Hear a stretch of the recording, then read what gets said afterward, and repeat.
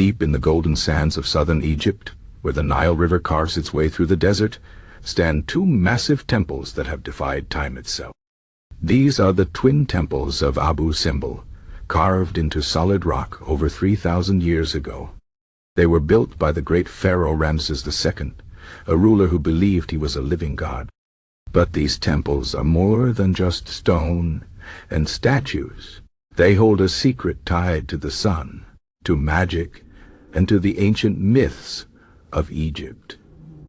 Long ago, Ramses II ruled Egypt with power and pride. He wanted the world to remember his name forever. So he ordered his builders to carve two temples into the side of a mountain. The larger temple was for himself, a monument to his greatness. The smaller one was for his beloved queen, Nefertari. But these temples were not just to show his power. They were also a gift to the gods, a way to keep the favor of the sun itself. The larger temple was dedicated to the gods Amun, Ra-Horakhti, and Ta-Tash. But the most important was Ra-Horakhti, the god of the rising sun. The temple was built so that twice a year, on February 22 and October 22nd, the first light of dawn would pierce through the entrance and travel deep inside, lighting up the statues of the gods, all except Ta, the god of darkness, who remained in shadow. This was no accident. The ancient Egyptians believed the sun's light was magic, a divine power that could bring life and protection. But why these two dates? Some say they mark Ramses' birthday and the day he became king. Others believe they are tied to the flooding of the Nile, the lifeblood of Egypt. But the truth is wrapped in myth. It is said that when the sun's rays touched the statues, the gods would awaken, blessing the land with fertility and strength. The people would gather to watch this miracle, believing that if the light failed to shine, disaster would follow.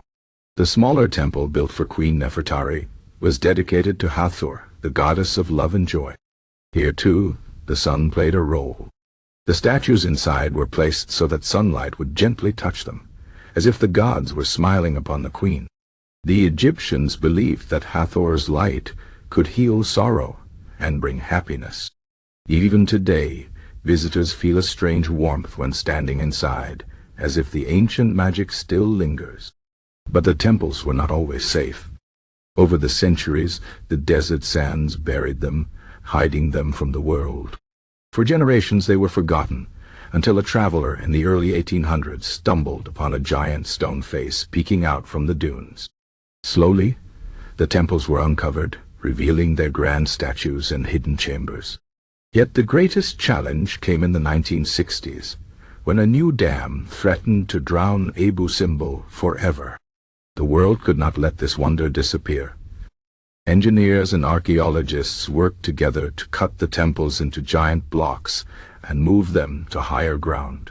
It was a task as grand as Ramses' own builders had faced. The temples were rebuilt exactly as before. Even the alignment with the sun was preserved.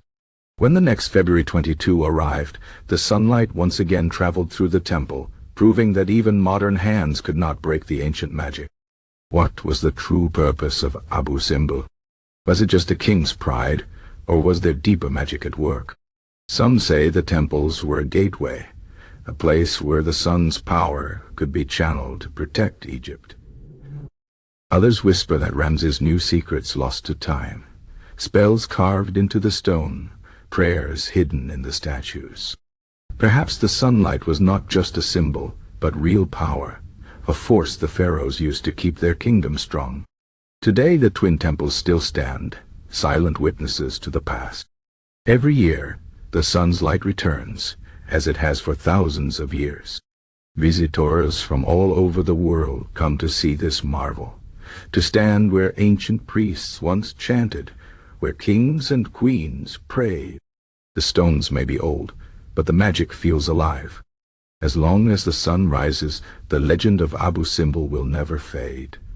And so the myth endures, a tale of gods and kings, of light and shadow, of a pharaoh who dared to carve his name in stone and bind his fate to the sun itself. The twin temples of Abu Simbel are more than history. They are a reminder that some things, faith, power, and the will of the gods, cannot be buried by time. The sun still shines upon them, and perhaps if you listen closely, you can still hear the whispers of the past.